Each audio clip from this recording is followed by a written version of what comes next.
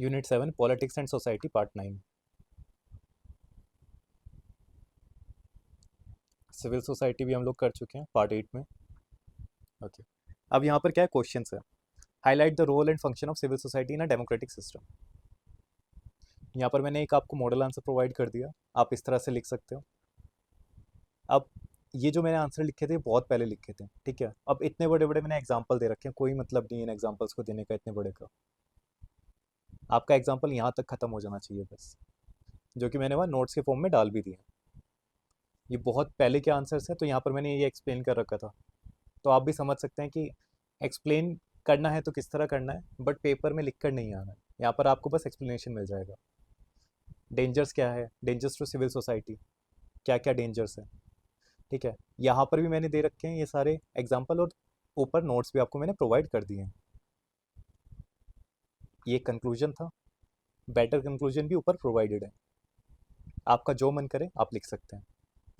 Power is not a zero sum game, discuss it with reference to the Weber and Parson. तो zero sum game है या नहीं है?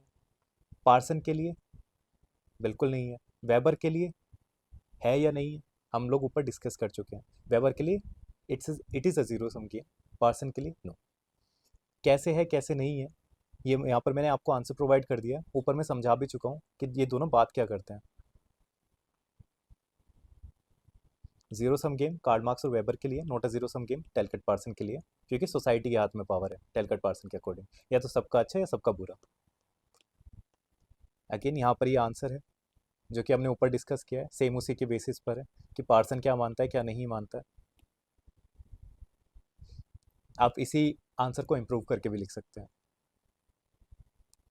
Last में कुछ भी आप कंक्लूजन दे सकते हैं। Study of power and it relationship is a subject matter of sociology, ठीक है। सोशलिस्ट की जिस तरह की थिंकिंग होती है उसी तरह से उन लोगों ने अपना पर्सपेक्टिव दिया हुआ है इस पर।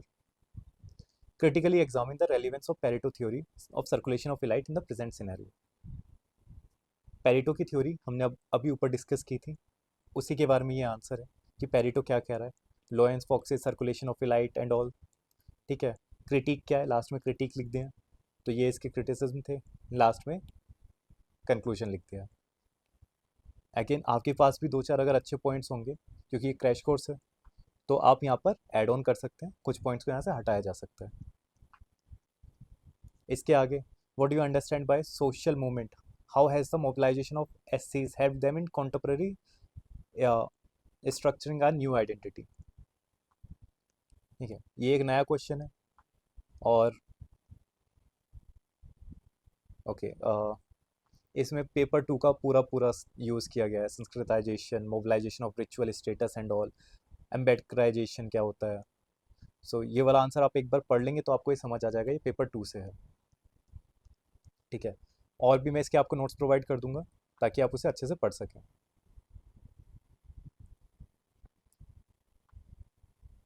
ओके, हमारी यूनिट 7 खत्म।